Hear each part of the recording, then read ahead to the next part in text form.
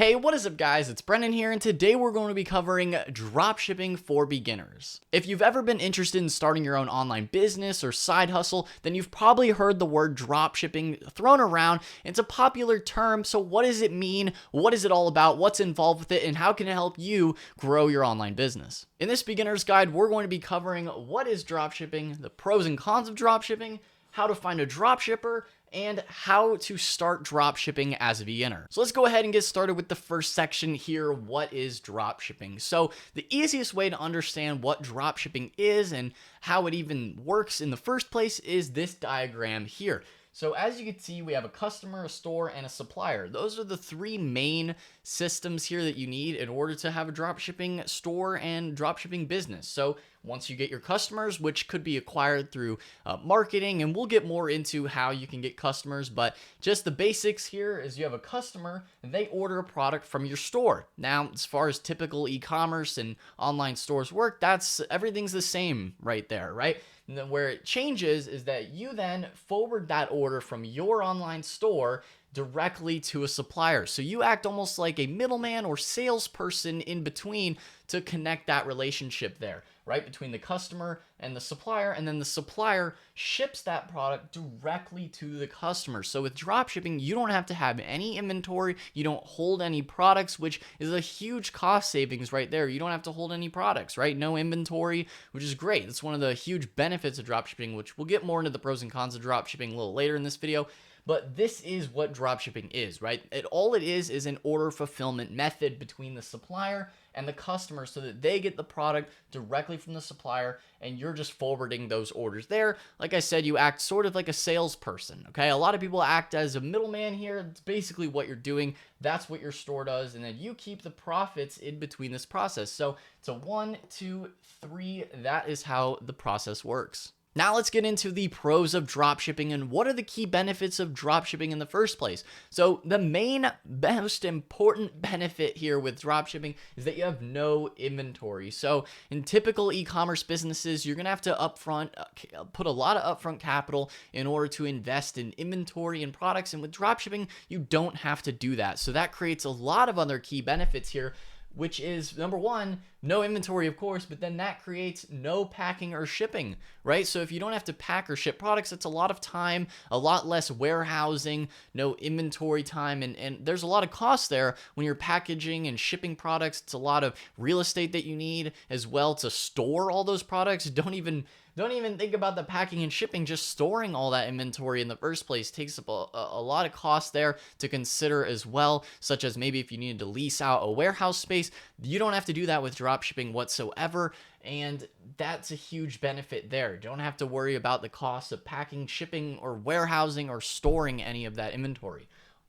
Next benefit here is less risk without inventory. So when it comes to mitigating risk in a business, one of those areas is reducing and freeing up capital, which we'll get into some of where you could allocate that capital or money. But with less risk without inventory, then you're not having to upfront all that cash to get that inventory so you can sell the products. Instead, you can start testing products out, right? It's much easier to test products because instead of having to upfront all that money in the beginning for inventory, you can test out different products, right? If one product doesn't work out so well with your marketing plan, you can test a different product, okay? You can work out different deals with your supplier and try and sell various different products, right? If one turns out to not be selling well, you can change up your strategy and sell a different one, right? And with less money and inventory, then that frees up the capital. So when it comes into freeing up capital, you could then invest that money instead into marketing. So trying to get more customers and getting your business out there to more people. You could reinvest that there. Or you could even invest it into other aspects of your business, maybe more of the back end, maybe more into people. Once again, a lot of it comes back down to marketing. Is you can spend more money on marketing, really, and that helps you promote your business and get more customers at the end of the day. And with all those benefits of dropshipping, there are some important cons and drawbacks to consider when looking to start dropshipping. So the most important one here is that there is a low barrier to entry. Now, this could be seen as both a pro and a con, because if it's a low barrier to entry, it means it's much easier to get started in the business. But this also means there's less of a competitive moat or protective moat around your business model, because anybody could get in and start selling a product. If they can find the same product as you, there's not much of a differentiation there from one store to another. Now, there are some ways you can differentiate your store to give yourself a competitive advantage, but we'll get into more of that later as far as how to get started. Now, the low barrier to entry, it could be both the pro and con, but realistically, that low barrier to entry means it's also going to increase the saturation and competition, which is the next point here.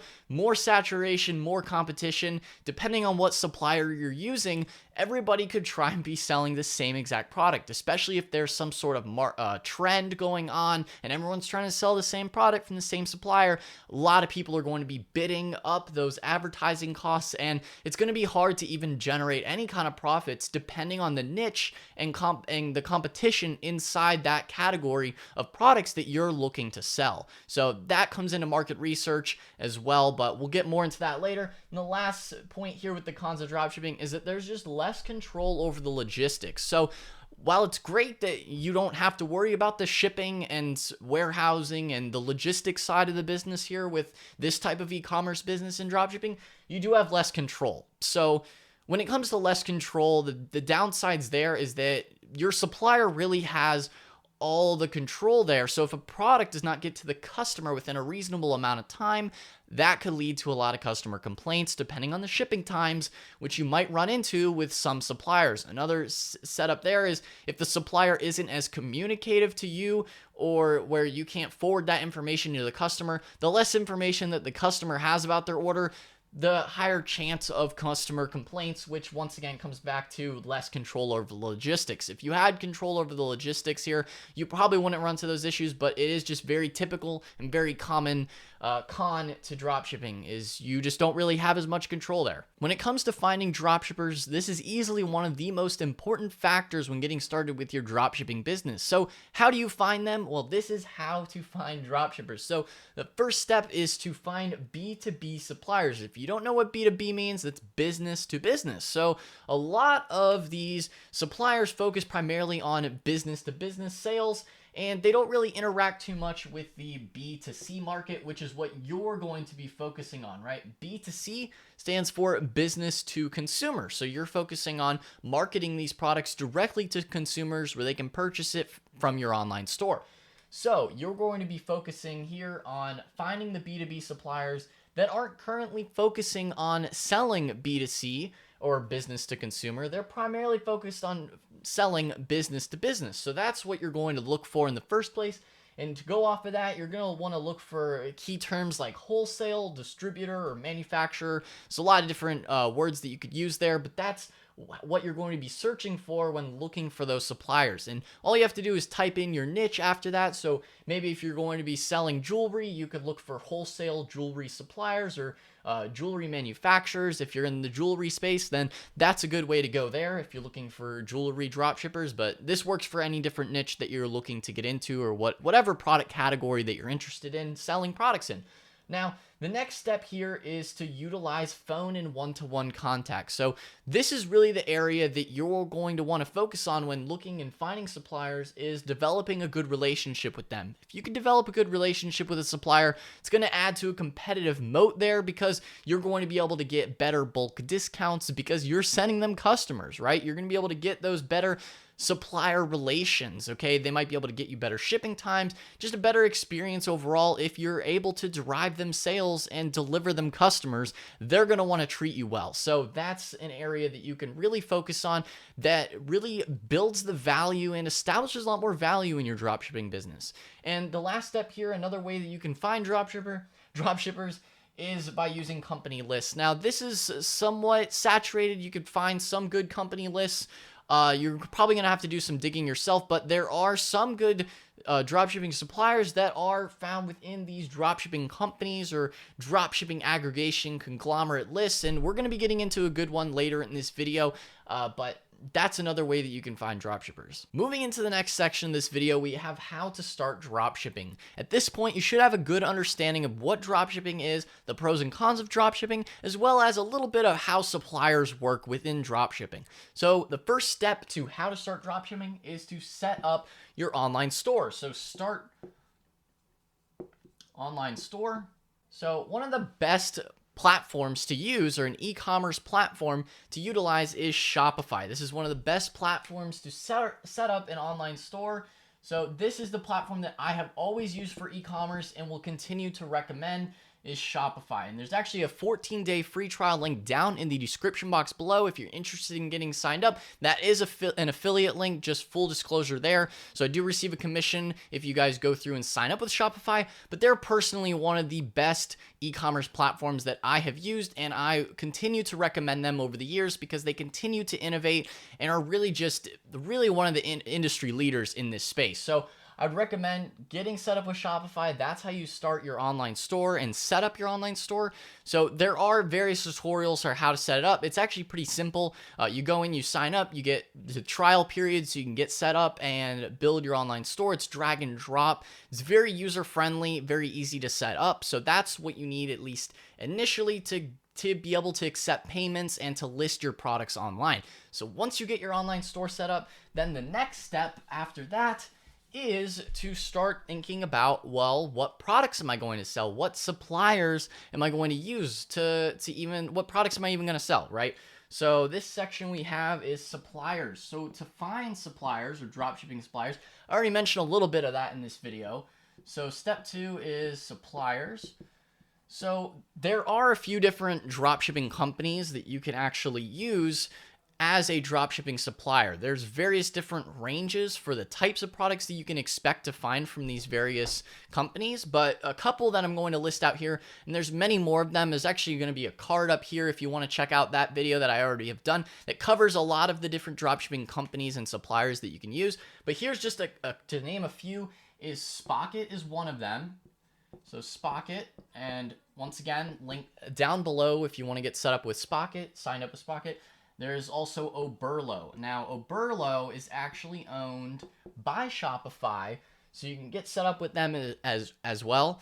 Now, Spocket allows you to connect with US and EU suppliers, and there's actually some suppliers in there that they basically did the heavy lifting for you. Spocket has found suppliers that actually sell good, genuine, unique products that you can then list on your online store. They basically connect you to those wholesale distributors, the manufacturers that actually create and design the products, and then they get you that deal there. They establish the relationship for you, so they do all the relationship building for you. So, whether or not you want that or you want to find more exclusive suppliers, then you could also try and do that yourself as well. But they do take a lot of the heavy lifting out of that for you if you do want something a little bit more simple to set up. So there is Spocket. Once again, affiliate link down below, full disclosure there. And Oberlo. Now, Oberlo is a little bit different than Spocket. Now, you can actually connect both of these platforms with a Chinese supplier, and they also do have some US products on there as well. It's called AliExpress. So AliExpress, you can read the red there. AliExpress is a manufacturer of many different products, and you can utilize AliExpress to sell those products on your online store. So you can mark up the products, and you're basically going to be advertising those products. So you can sell AliExpress products. And you can connect that with AliScraper on Spocket, and Oberlo connects through your Shopify store to AliExpress. And Spocket also connects with Shopify, so you can use Spocket on Shopify and you can use Oberlo on Shopify. Both of them are compatible. They're also Spocket is compatible with a few other platforms as well, but we're focusing on Shopify in today's video as far as e-commerce platforms go. But you can connect both of them to AliExpress. If you don't want to use AliExpress, then you don't have to. But that's just one of the options out there. You can also find your own, so you can look for your own suppliers outside of these different platforms. These platforms, such as Spocket and Oberlo, are going to make things so easy, but it can be almost too easy. Sometimes everyone's selling the same products that you find on AliExpress, so it's not always the best option for finding products and suppliers, but it is something that you can go with, and people have found, it's a good way to find some products. It works for some people. It just depends. And so you could also find your own, and these could be more established through reaching out to companies, doing that one-on-one phone contact, building relationships there. So you could find some of your own through your own research, as I mentioned before, as to how to find suppliers. So that's a couple different ways that you can find suppliers. These are a couple of dropshipping suppliers that you can use for your online store, for your dropshipping store. So next thing though is when it comes to product selection. Now, as far as products, specific niches and categories, there's so many that you can go with. So it really isn't like, oh, you need to sell these kind of products. You could sell any kind of products that you want. And you can find suppliers that sell various types of products, like I mentioned earlier, jewelry or really jewelry or gazebos. I mean, that's another thing to consider, as well as the type of price product. So once you find your supplier and products, and really any kind of category or niche will do, then the next thing to consider is within suppliers and really products, suppliers/products. This is probably the next section here, is to consider the types of products.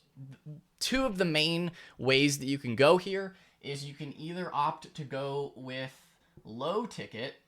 Sorry about that. You can opt to either go with low ticket. So you could sell low ticket products, or you can sell high ticket products. And you know, there's kind of mid ticket somewhere in the middle, but I would define low ticket as anything under $50.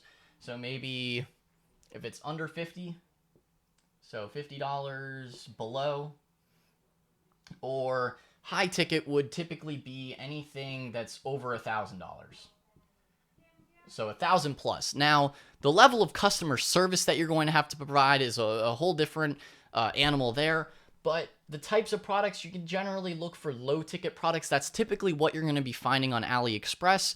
And anything within the high ticket range, there are some high ticket products on Spocket that are in the $300 plus range, which even $300 plus, I could consider that as a mid to high ticket, somewhere in the middle there. There's not exactly a set definition on what is high ticket, but you know, anything over 1,000, you could get into more of the commercial grade cooking equipment, cleaning equipment. Anything commercial grade is typically within the high ticket range. So you're going to be selling to business. A lot of business owners are going to be ordering more of the high ticket products, and you're going to have to provide a bit more customer service there, maybe even have some sort of sales team set up to be able to then sell those products. But it's a good option. You know, those are two very distinct and different options.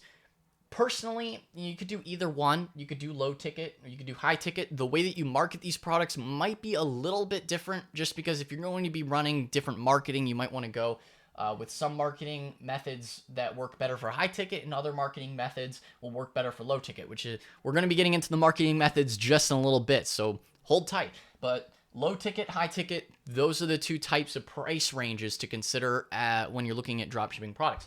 So moving into the marketing section now, right? Step 3 on how to start dropshipping. So marketing, this is really like the cream of the crop here. This is what is going to, beyond setting up your store, finding the products and suppliers, marketing is going to be your bread and butter here, okay? So when it comes to marketing, there's a lot of different methods that you can actually go with for your dropshipping business. So I'm going to list out a few and then kind of explain a little bit more about each of them and what the kind of the pros and cons of each of them come with. So first one here is going to be Facebook or Instagram. So you have Facebook/Instagram, and this is paid marketing. So if I put in quotes here, paid.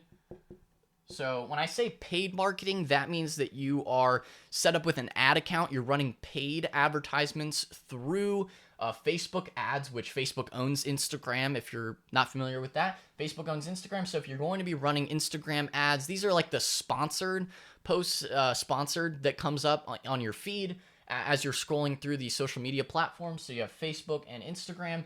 These are both paid channels, so paid marketing channels.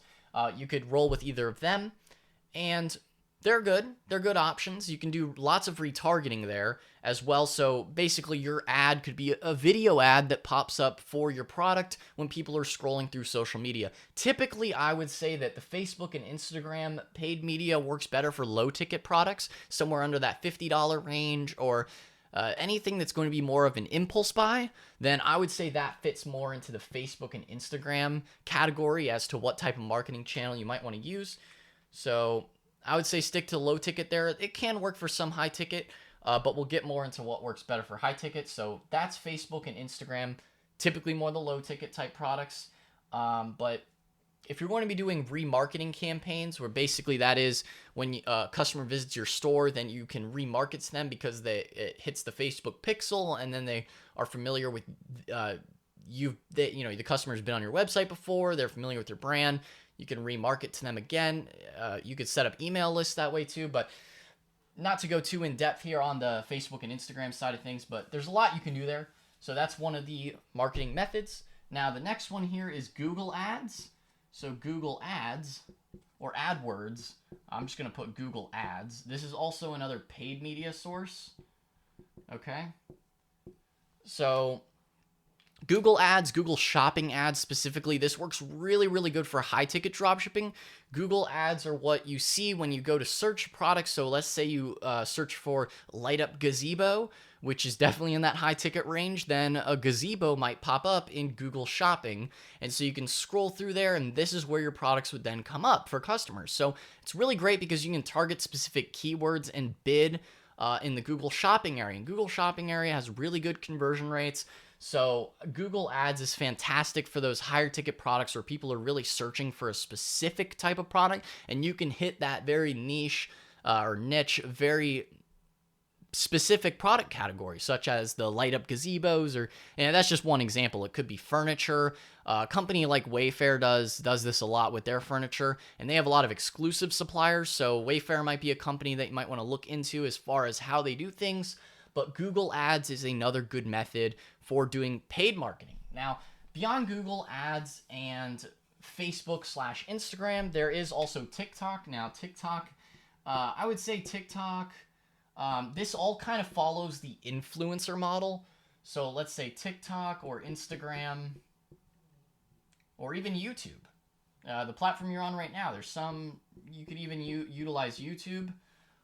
So TikTok, Instagram, and YouTube are great for finding influencers. So what you can do here with the influencer model, it's a little bit different, but basically you can leverage their brand and their influence over people in a specific area. So say makeup, right? If you contact a bunch of makeup influencers, then you could drop ship makeup products. It really depends on whatever kind of category you do.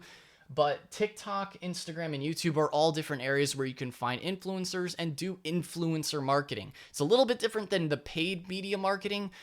This is more of a different type of channel there because you're not just popping up as an ad directly. This is more of an integrated ad. So it's integrated into the content that they provide. So in a TikTok video, they're implementing your product into their TikTok video. So say, for example, they're doing some sort of dance, or maybe they're doing a makeup tutorial. Let's just stick with the makeup tutorial since it's a little bit easier to understand. But let's say it's like a dancing TikTok makeup tutorial. I don't really use TikTok all that much myself, but it is an option that you can go with. And then they can market your product that way. You can pay them a set flat fee, and they'll market your product, and then they'll say, hey, link in bio, and then people can click on the link in the bio of their TikTok page, and they can go and purchase the product. So that's one way you can market your products. Instagram, very similar to TikTok. They create a post. It would be like an influencer post, and they go to their page, link in bio. They click the link in bio, they buy your product. Another type of thing where it's usually a flat fee, and you can leverage their brand. So it's a good option there. Same thing with YouTube. So those are all more I would say the influencer route. So if you want to look more into that, it is the influencer marketing. So that's one other way that you can market your products. And another area that a lot of people neglect or tend to neglect within dropshipping is also SEO, which is search engine marketing or search engine optimization. So search engine optimization is what SEO stands for. This is basically optimizing the titles of the product pages. So you might have a longer description on the product page here for your product. So say, for example, you're doing the light up gazebos. This SEO works really good for high ticket dropshipping because you're focusing in more on specific categories. You're not going so much the shock value with the kind of, I would say the low ticket products are more like the clickbait shock value. Oh my gosh, what is this? Very impulse purchase. I would say that the high ticket dropshipping in comparison to low ticket dropshipping is a bit more of the specific, very niche marketing, where SEO works really well for that very niche marketing. So you can optimize your product pages, and that will then drive natural organic traffic to your dropshipping store. So SEO is another area that you can consider for your marketing as far as optimizing your product pages. And for example, if someone were to search up the light up gazebos on Google, instead of showing up just in the Google shopping, you could also show up in the natural organic search results for light up gazebo. So if someone searches light up gazebo, then you might pop up in those natural organic results without having to pay for that Google shopping spot. One of the other key factors to consider with your dropshipping business is customer service. This is an area that tends to typically get neglected, but it is very important because of the fact that you're utilizing external suppliers to fulfill those orders for your customers and sending those products. So you want to make sure that you kind of bridge the gap there from your suppliers when they're sending the products to your customers, to really offer full transparency and good customer service to your customers when they're ordering products through your business, because you're acting as that salesperson. You're bridging the gap there. And so it's very good to be on top of things. If they have any customer complaints or questions, just be there and make sure to be responsive about the whole transaction so that you can operate a good and well-oiled machine, right? A very good dropshipping business. So that's a very important factor there. And one other area of dropshipping to consider is that you could also do a mixed mode for supplying products for your online store.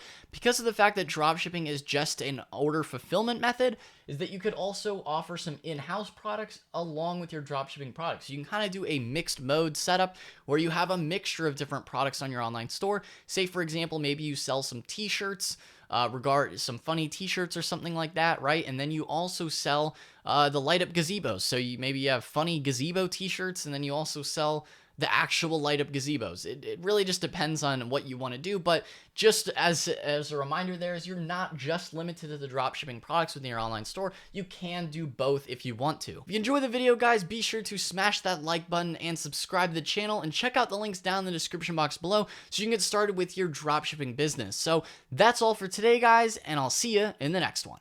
Peace out.